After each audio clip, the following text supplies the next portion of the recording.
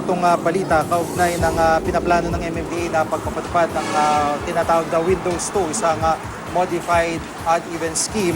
Makakapanin po natin si Engineer Alberto Swansing ng Philippine Global Road Safety Partnership. Engineer Swansing, magandang hapon po sa inyo. Magandang hapon din sa iyo, Gigi, sa mga nakikinig sa iyong programa. Apo, dito po sa panukala nga po ng MMDA, ano po ang masasabi nyo? Kasi marami ang nalito agad at nag-react ng negatibo. Pero sa inyong pananaw, ano pong komento nyo rito? Okay, ganito, no? Actually, katatapos pa lang ng meeting dito sa MMDA.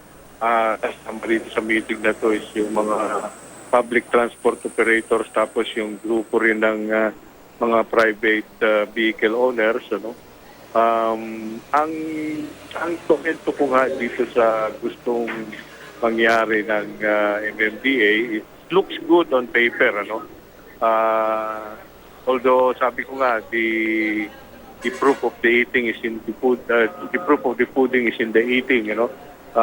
Hanggat hindi natin masusubukan, hindi natin malalaman ang magiging resulta. Although dito sa pulo ngayong hapon, ang agreement is magkagawa ng technical working group para balangkasin yung mga iba't ibang variation na sinasabi nila rito ng iba't ibang grupo, no?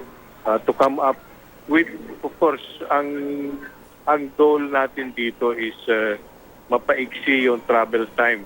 Dito muna sa EDSA. No? Nakatuon tayo sa EDSA. And then later, kung it proves na magiging successful yan, then it can also be done in other thoroughfares in Metro Manila. So, technical working group muna mag-re-resolve kung ano ang sistemang gagawin. Ang layunin is mabawasan ang volume ng sasakyan na private vehicles, no, na tumatakbo along EDSA. No?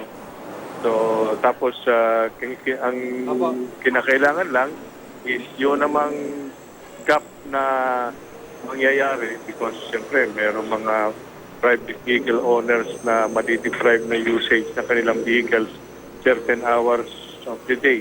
Ang EDSA, mayroong public transport naman sila na masasakyan. Yun. Opo, pero itong ginagawa na panghihila ng mga nakaparada sa mga side street para sa mga mabuhay lane, ito malaking tulong din po kahit papano, ano po, sa tingin niyo po? Yung ginagawa ngayon ng MMDA na pagkiklit ng mga ibang kalsada na posibleng dadaanan ng mga private vehicles to avoid EDSA at yung pag that is already effective, tuloy-tuloy ang kanilang clearing, no? Paghihila ng mga sasakyan para nga lumuwag yung kalsadang dadaanan ng mga iiwas sa EDSA. Opo.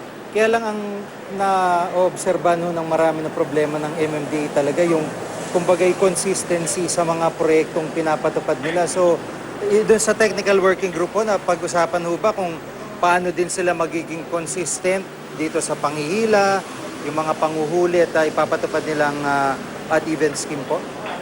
That will be part of the work ng technical working group, yung paano magiging consistent yung gagawin na program para hindi nagmumukhang ningas pugon lang. Opo. Dito sa pinaplanong ito, meron ho bang magiging participation ulit yung Highway Patrol Group? Hindi pa na-define, no? Pero magkakaroon ng participation dito ang police, no? Dahil kasi kailangan mo na enforcement yan, eh.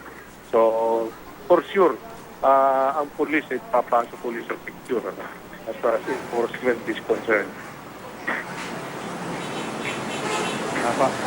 Maraming salamat po sa mga impormasyon, Engineer Alberto Swansing ng Philippine Global Road Safety Partnership. Maraming salamat. Maraming salamat.